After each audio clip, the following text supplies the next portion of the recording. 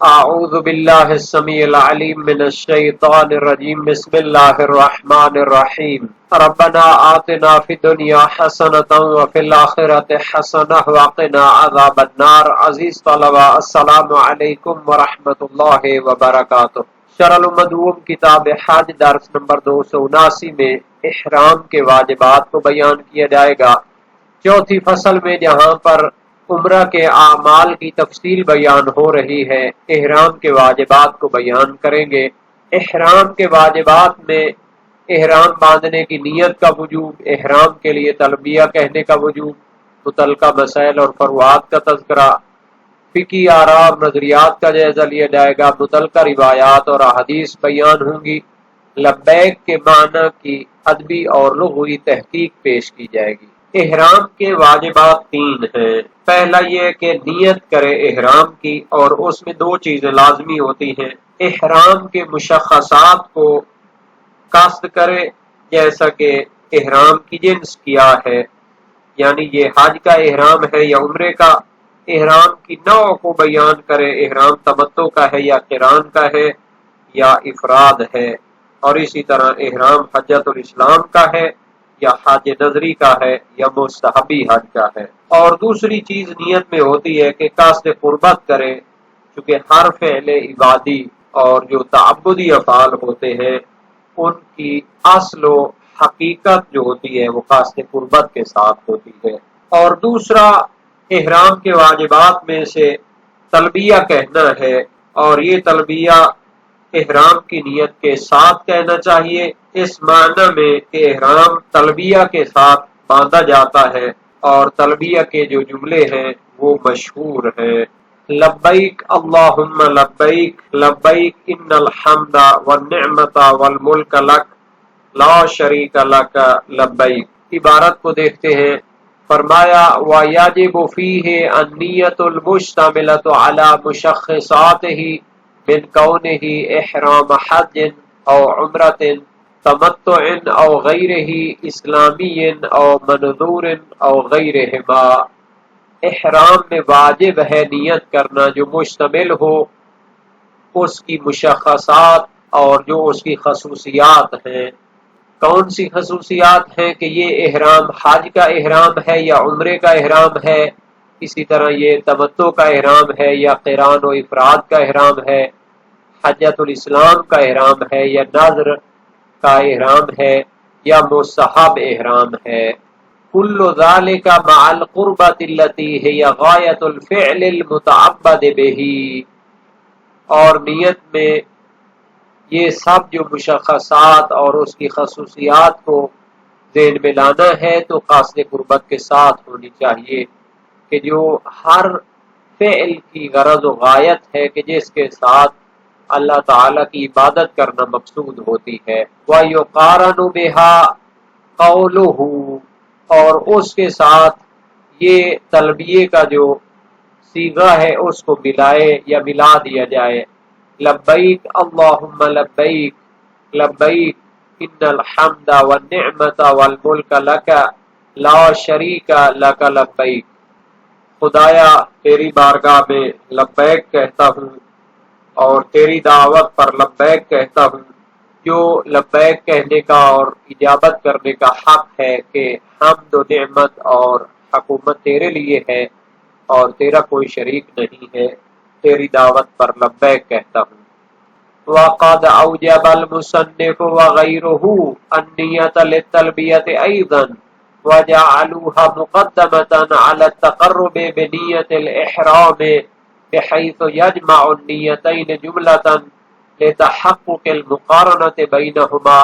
كَتَكْبِيرَةِ الْإِحْرَامِ لِنِيَّةِ الصَّلَاةِ۔ شہید اول نے اپنی دوسری کتابوں میں اور دوسرے شیعہ فقہا اور علماء نے تلبیہ کے لیے جداگانہ نیت کو بھی واجب قرار دیا ہے۔ جس طرح خود احرام کی نیت واجب ہوتی ہے، اسی طرح تلبیہ کے لیے بھی نیت اور قصد قربت واجب ہوتی ہے۔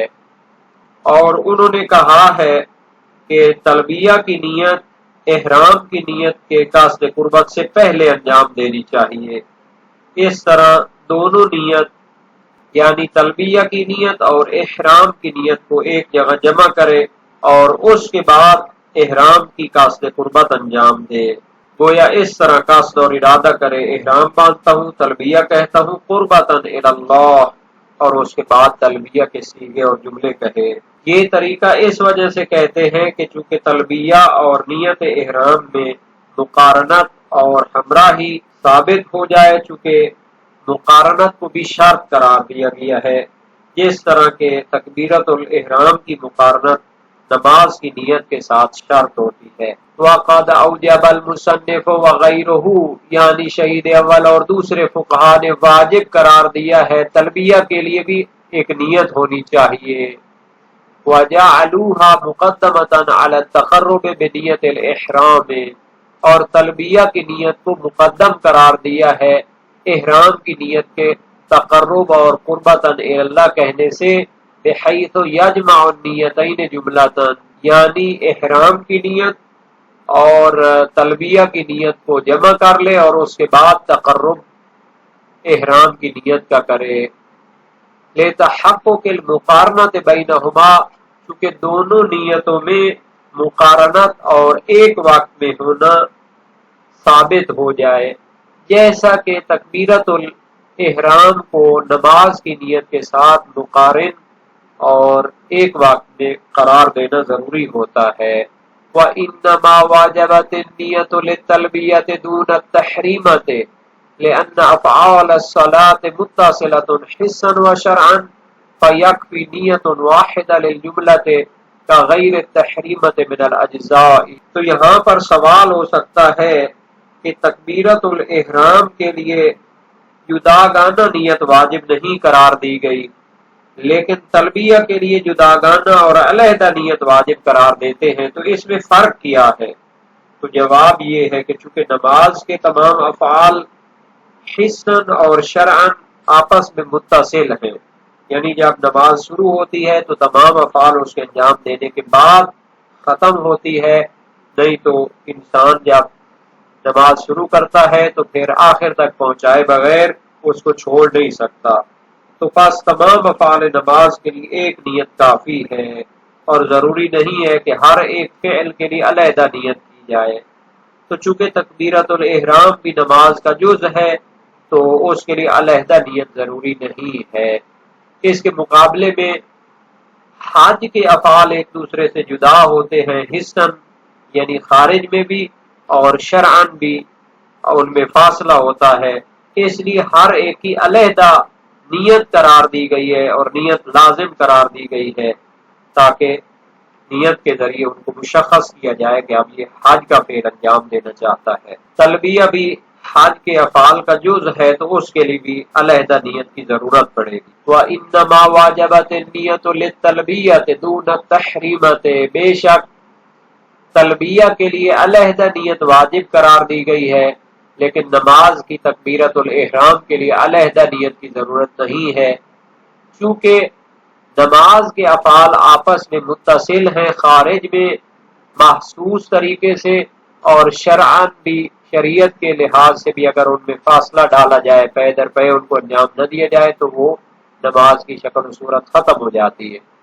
فَيَكْفِي نِيَّةٌ وَاحِدَةٌ لِلْجُمْلَةِ، تو تمام افعال نماز کے لیے ایک نیت کافی ہوتی ہے، كَغَيْرِ التَّحْرِيمَةِ مِنَ الْأَجْزَاءِ،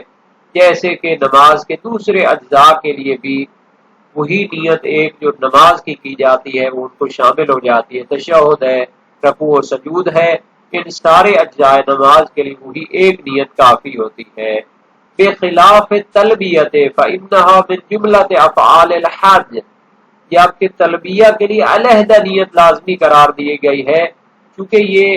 حج کے افعال میں سے ایک ہے، لیکن وَهِيَ مُنْفَصِلَةٌ شَرْعًا وَحِسًّا، حج کے افعال شریعت کے لحاظ سے بھی اور خارج میں بھی آپس میں منفصل ہیں، جدا جدا ہیں، ان میں کافی زیادہ فاصلہ ہوتا ہے،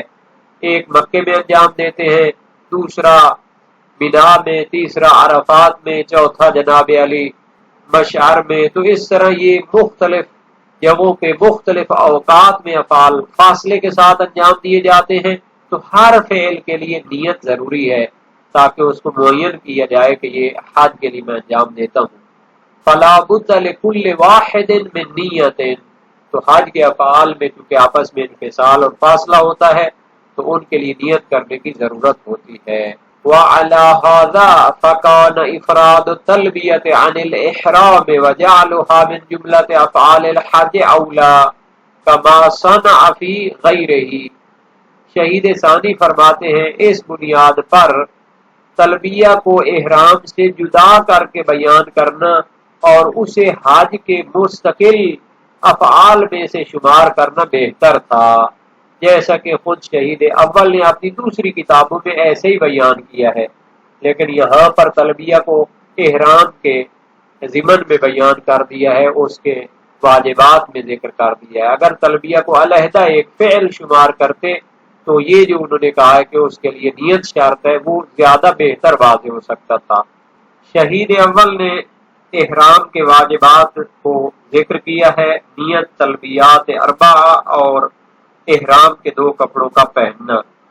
تو نیت کے بارے میں جو گفتگو کی ہے پہلے بھی کئی عبادات کے ضمن میں ذکر ہو چکا ہے کہ یہ